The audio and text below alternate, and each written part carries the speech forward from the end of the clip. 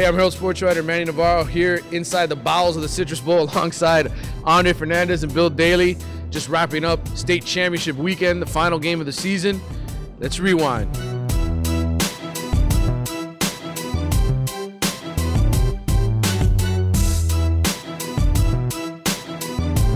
All right, Dre, so we just finished seeing the 8A state championship game. Columbus fell behind 14-0, ended up falling 30-24 to Apakka. Your thoughts on this game? It's time to shave. Yes. I'm not undefeated anymore. 22 picks in a row went down the drain thanks to Apakka, but great season by Columbus. This was a festive atmosphere, something you don't see very often in the Citrus Bowl. You see large amounts of crowds come up here, but the fan base really turned out for the Explorers. It was a party. It felt like a Cayocho atmosphere with the salsa music blaring. I mean, and then when it came game time, unfortunately, that enthusiasm didn't translate into a formula to stop that single-wing rushing game that Apakka threw at them. 268 yards rushing, but a credit to Columbus's resilience. They fell behind 14-0. They didn't get run out of the stadium. They came back. The passing game was sharp. You know, big plays by Austin Maloney. Tucker Byrne threw 3 touchdown passes. Those guys, they were resilient all year, 13-2. Something to be proud of for this Columbus team, and definitely something that they can build on. They waited 32 years to get back here. I don't think it's going to be another 32 years before they get back again. Bill, you and I, before the game, got to catch up with some of the 82 Columbus guys, the previous team that had made it to the state championship game. I thought it was pretty cool catch up with guys who, back when you were a young pup, were playing in big games. Absolutely, Manny. And I told one of them, actually, I was 24 years old back then. I actually was at their state semifinal at Tamiami Stadium when they beat Vero Beach in double overtime, and started talking to a few of them about that game in particular, because that was a tremendous game as well. And it was absolutely delightful to talk to them, and you know, you almost felt like you were living that game with them again. And it was just that whole tailgate party, that was just unbelievable. What a way to start the night before the game, and just a tremendous turnout by the Columbus faithful. And you really feel, you get that sense of family, that sense of brotherhood when you talk to them. You see the passion, the way they talk to you about it, and you can tell that they're not just making it up. It's all deep inside. It's all felt, and they brought it out there with them in the stands tonight. And unfortunately, came up a little bit short. Just a great effort by the Explorers. I mean, I tweeted as soon as it was 14-0. I just tweeted out, could be a long night for the Explorers, and you know, so much for that. They kept battling back. I thought Tucker Byrne was tremendous out there. I mean, he's probably has an ice pack on his shoulder right now. He threw 47 passes. You know, busy night. Absolutely, and you know, really a dramatic improvement from a year ago. I mean, what a tremendous improvement he had from a year ago to this year, and in his performance on the field, and you know, basically carried the offense on his back tonight and almost pulled it off. Just a great effort, a great season by the Explorers. And Dre's right. I mean, it won't be another 32 years before they're back again for sure. Great job by Chris Merritt. Yeah, kind of got a little emotional there listening to Chris Merritt talk to his players after the game. You see the kids crying, and he's saying, listen, guys, don't hang your head. First 13-win season in school history. So Columbus doesn't win the state title, but they go home with a bunch of memories. All right, earlier today, the 6A championship game, Central comes in. Wasn't easy. Wasn't 52-7 like last year against Armwood, but they win 24-10. A couple late touchdowns there to pull the game out. Your thoughts on performance there, in particular from Anthony Jones? Just a great story overall with him. Yeah, tremendous. I mean, you talk about this kid. I mean, not only what he did on the field, but when you hear the backstory of this kid, when you see a kid that didn't have it all together. You saw in the classroom he was struggling, wasn't getting the job done, was ineligible, and really had to pay the price because he couldn't play football, which is something he loves to do. But then he gets it in order, gets better where it really counts in the classroom, gets his academics up. Now he's not only a superstar on the football field, but he's ready for a college education, whether that's FIU where he's committed to now. He threw up a U earlier in the game. Maybe it's UM. Wherever he ends up going, the important thing is this kid can now have the opportunity to get a degree. And if you look at the ability he has, he's not – granted, Dalvin Cook is a special running back that you don't see very often. This kid – you and me have covered a lot of guys over the years. We all have. And he was a special kind of talent. But Anthony Jones, not too far behind. And what I saw was just that ability to really step up in a big game. He did it again today, 1 yard shy of 200 in a state championship. And Central as a program, 5 years in a row, hadn't been done before. 4 titles in 5 years hadn't been done before by a Dade County team. Like we're saying, Columbus could be back here. no reason to see Central slowing down anytime soon either. Yeah. And Bill, we got a chance to talk with Roland Smith after the game, and one thing he brought up in the conversation with us was how for many years coaches in Dade County didn't get a whole lot of respect. Everybody was talking about, oh, they got all these great athletes, but they can't be coached.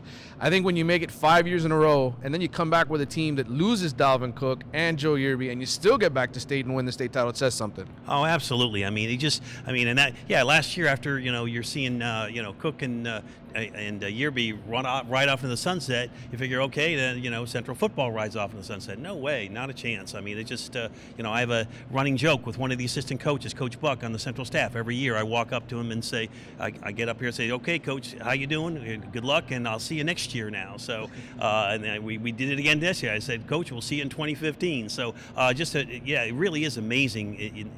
The way Central has been able to maintain this level and get up here year after year after year. I have covered them many times. The state semifinal in Naples a few years ago. I was up in Palm Bay a few weeks ago. They are an incredibly resilient team. I mean, and we all just sort of giggle because they never get a break with the flags. I mean, they get flags dropped down on them all over the place, and they find a way to overcome that and fight their way through it and win game after game. And they did it today against Armwood. It looked like they were in big trouble, down 10-7. They lost all the momentum, and the defense, as they always seem to do, comes up with big plays, and they come up with a big sack, the fumble.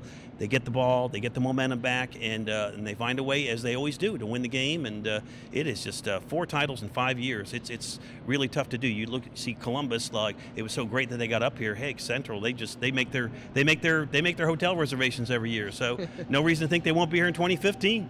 Yeah.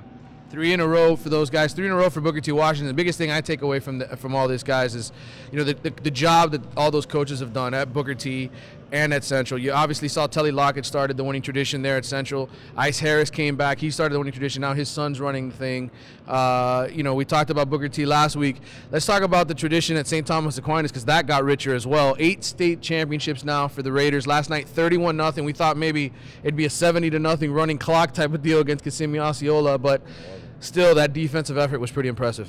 Yeah, it definitely was, and they're another program. That's what I was about to say. When you were transitioning to St. Thomas, another transition there is in the coaching reins a few years back from George Smith to Rocco Casulu, and the beat goes on. They've had a couple of years that were tough, but you look at this team, they were just, if they don't have that loss to Don Bosco, there's no doubt in my mind. I mean, I know Rocco will point and say that Don Bosco ended up losing 5 games and whatnot, but taking the value of what he had on this team, it might have been the best team in the country, and it definitely played like it for those 12 weeks leading up to this championship game. I mean, 583-34. Yeah. I mean, that's ridiculous. I mean, they're going to lose a ton off that team, though. You looked at the roster, 21 out of the 22. I think only Nick Bosa is the only starter listed coming back, but the reserves are there, and you know how it is at St. Thomas. The next guy reload.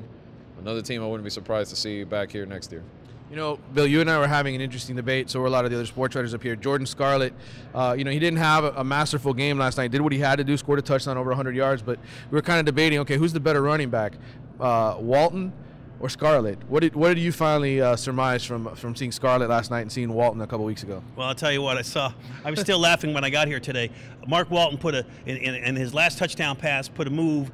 The Jacksonville Bulls defender is still, I think his shoes are still out on the 20-yard line. Mark Walton put such a move on him, and it just, I mean, when the crowd goes, oop, that he left, just left the kid in his tracks, and, of course, so I got to see Mark Walton. I saw Booker T quite a few times this year, so I got to see a lot of Mark Walton. I think he's a special back. Jordan Scarlett, I think it's 1A and 1B. I don't think I think it's pretty close, and I think it's either way you're gonna, whichever programs get either one, I think they're gonna be in good shape, because I think they're both tremendous backs. So, and I don't think there's a lot of separation between the two of them. Well, I think Mark Walton's in that category. I mean, they're both very good, like you said. They're very close. Jordan Scarlett, great career. Mark Walton also, he's going out because he reclassified. He's done. He came in as a junior this year. They're guys that, again, fall into that same category as a Dalvin Cook and a Joe Yerby. Especially Walton really proved that this year. I don't think Booker T wins that state championship without Mark Walton. No doubt about it. Well, one running back we might be talking about for the next 2 years is Keyshawn Bryant. And, man, what a game as a sophomore yesterday in the state championship game. Again, Heritage comes in, completely shuts down Tallahassee Godemy 38-0. And Keyshawn Bryant, huge performance. I can't wait to see that kid for 2 more years. And he's already throwing some bold predictions out there, too. He was saying how he thinks that team can win 2 more. I mean, we're talking about these great dynasties developing, and we're in the midst of some of them.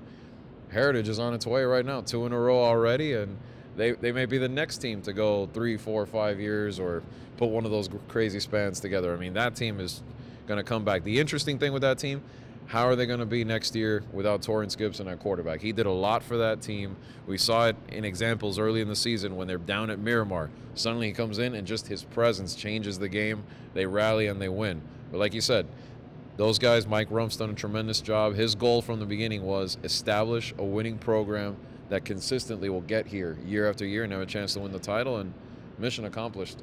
Well, we knew today after the Central game that the Rockets will be participating in that Champions Series at FAU on December 27th. We'll see who else gets invited. I'm assuming Booker T most likely. It looks like someone that's going to get in there. But Heritage is eligible, as is St. Thomas. We heard Rocco say there might be some difficulties in logistics to get Aquinas in there, but maybe Heritage decides to take an invite. There's still a few spots open. So. All right, I'm putting both of you guys on the spot right now. Of all the teams, we had 5 of them that get up here. Rank them in order, 1 through 5. Why don't you go first, Bill? All right, I'm on the spot first. St. Thomas was, and you're right, without the loss of Don Bosco, they're clearly a national champion contender. So I think St. Thomas is right there up at the top. I think you got to put Central there, 4 titles in 5 years. I think I would rank Central second, American Heritage 2A and 2B between Central and American Heritage. That's for sure. So what about Booker T? And Booker T, not everybody can be first or second. I thought the Tornadoes at times this year looked a little bit closer to ordinary. At times, and I think Mark Walton really helped carry them. With the Tornadoes, obviously, they find a way to get it done, and they get up here and they win another championship, and they win 3 in a row, just like Central did. So, and they'll be back again. I'm sure they're another team that'll probably be back up here again next year. So, I definitely think St. Thomas, no doubt about it. St. Thomas is your top team that came up here. So, I'd probably have to agree with just what we saw late in the season, that Aquinas does deserve that #1 spot, but it's hard to argue against 40 in a row, let me tell you, because I know they looked at times a little weak. They had their moments of, maybe vulnerability, but at the end of the day, 40 in a row, and they did beat Central early in the season. I know Central wants the rematch in the Burger King series, but I don't think that's going to happen until next year. That's something to look forward to for next year, is week 2, Central Booker T. Yeah, I'm looking forward to it already.